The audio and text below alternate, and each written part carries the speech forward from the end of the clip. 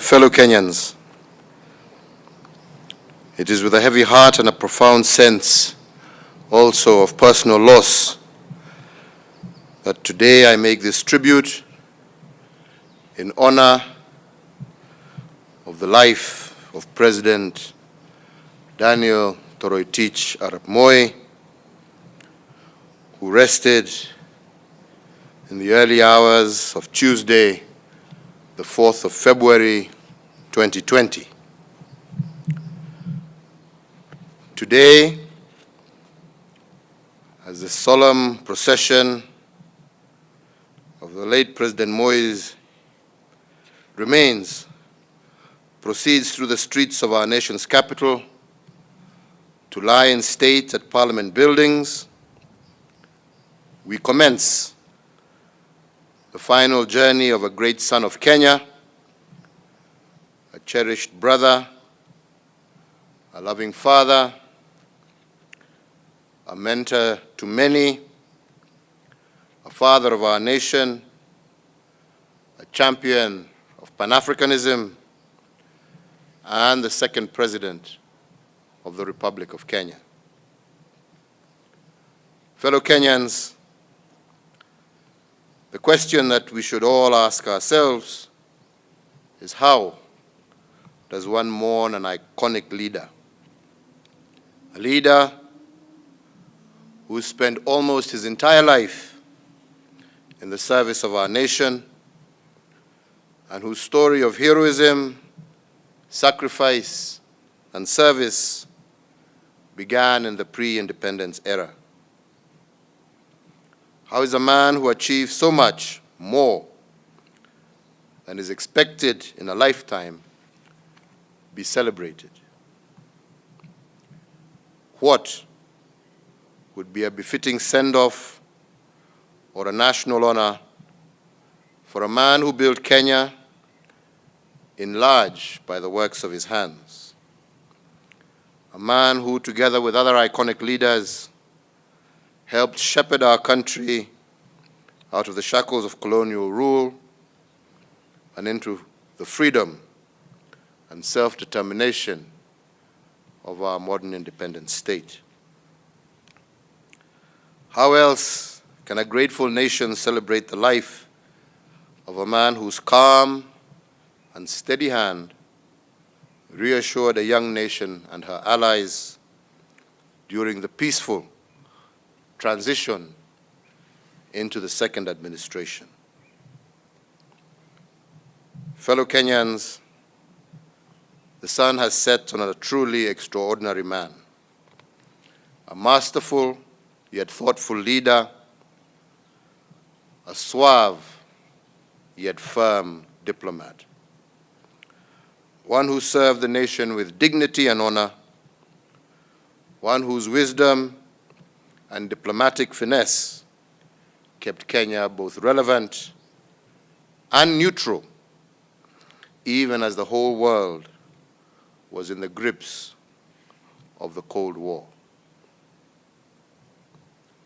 A passing cloud that served with distinction for 24 years.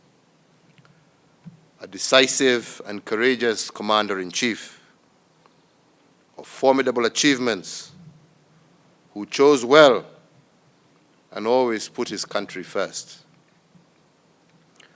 A balanced leader who, during the clamor for multipartyism, on listening to both sides, chose well, setting the stage for national rebirth through the introduction of multi-party politics. A tactful leader who, during the quest for a new constitutional order, listened and quietly chose what was best for our country.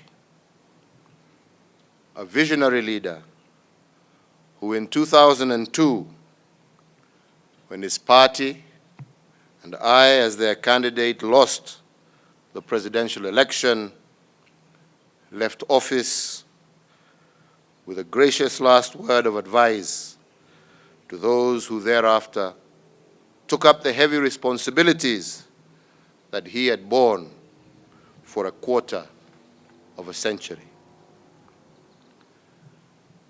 Fellow Kenyans, today we celebrate the life of a patriot who, wherever in Kenya he found himself, he would calm fears and raise the hopes of everyone who heard him. No part of Kenya was strange to him, and nor were her citizens. Deep in his DNA, he understood and prized our culture and national character. To his last day in the office as president, he remained committed and ready to defend Africa and her people. He believed deeply that we had the answers to the questions that troubled our continent. Our nation is not alone in mourning the passing of President Daniel Toroitich arap Moi. The whole of Africa is mourning with us. We continue to receive messages of sympathy and admiration for the life and service of Mzee Moi from around the world.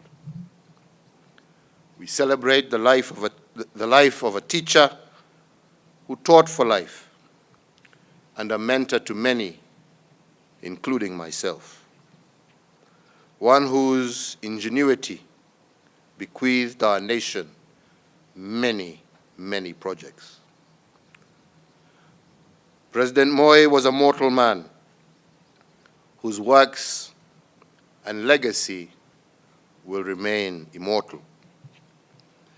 The Republic of Kenya, the community of East Africa, and the great continent of Africa bears his indelible mark, which I am convinced will endure long into the future.